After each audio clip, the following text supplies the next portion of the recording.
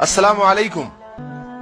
मोहतरम भाइयों, आज मेरे सामने एक सवाल खड़ा है कि इस बार मैं वोट किसको दूं।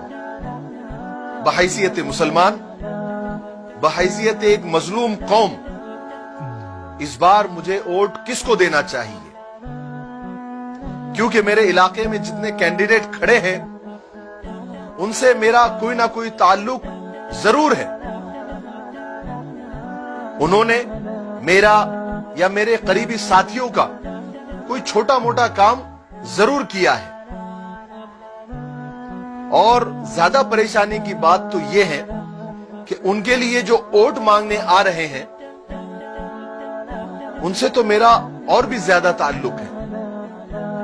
तो फिर मैं क्या करूं और मुझे क्या करना चाहिए? जब मैं ये सब सोचता हूं तो मेरे दिमाग में एक सवाल गर्दिश करता है। जो एनआरसी के नाम पर मुसलमानों में खौफ और हिरास पैदा कर रहे हैं, उन्हें डरा रहे हैं, धमका रहे हैं और मुल्क बदर करने की बात कर रहे हैं, और ये सारी पार्टियां खामोश तमाशाई बनी हुई है, क्या मेरा वोट इनको जाना चाहिए?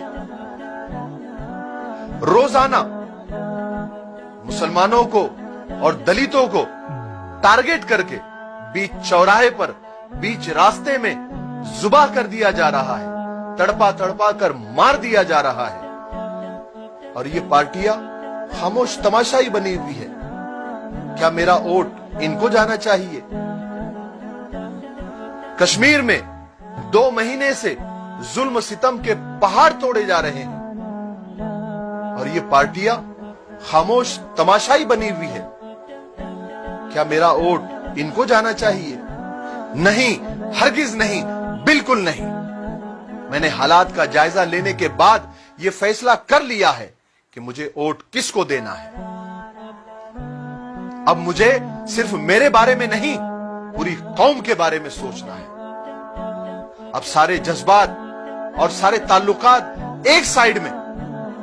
अब मुझे होशमंदी से, दानिशमंदी से, दूर अंदेशी से काम लेना है। अब मुझे बिरयानी या चाय पर नहीं बिकना है, 500 और 1000 रुपए में नहीं बिकना है।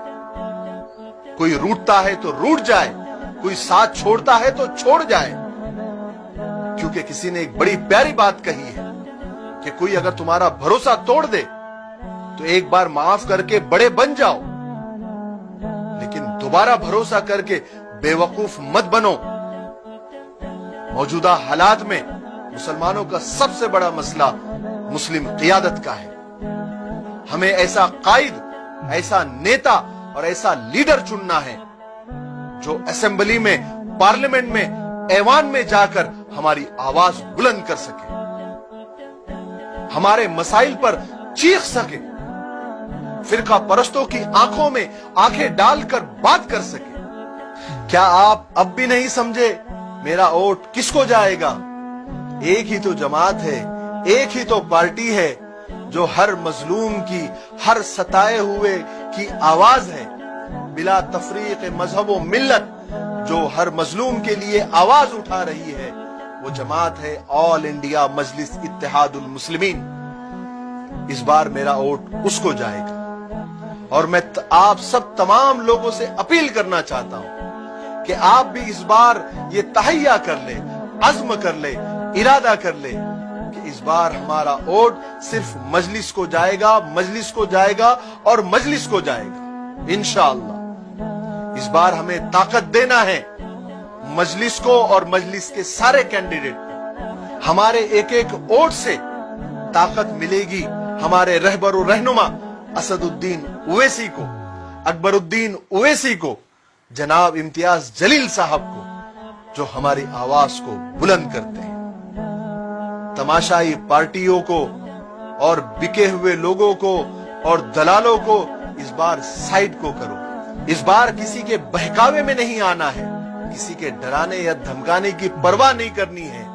मुत्तहिद होकर मजलिस को मजबूत कीजिए, मजलिस के कैंडिडेट को वोट दीजिए। इंशाअल्लाह कल हमारा होगा। और आखिर में हमारे रहबर और रहनुमा जनाब असदुद्दीन ओवैसी, जनाब अकबरुद्दीन ओवैसी और जनाब इम्तियाज जलील साहब के लिए एक शेर जो इन पर बहुत फिट आता है वो बोलकर अपनी बात को खत्म करता हूं कि मैं बिका नहीं, मैं झुका नहीं, कहीं छुप छुपा के खड़ा नहीं, जो डटे हुए हैं महाज पर मुझे उन सफों में तलाश कर। अस्सलाम वालेकुम व रहमतुल्लाह।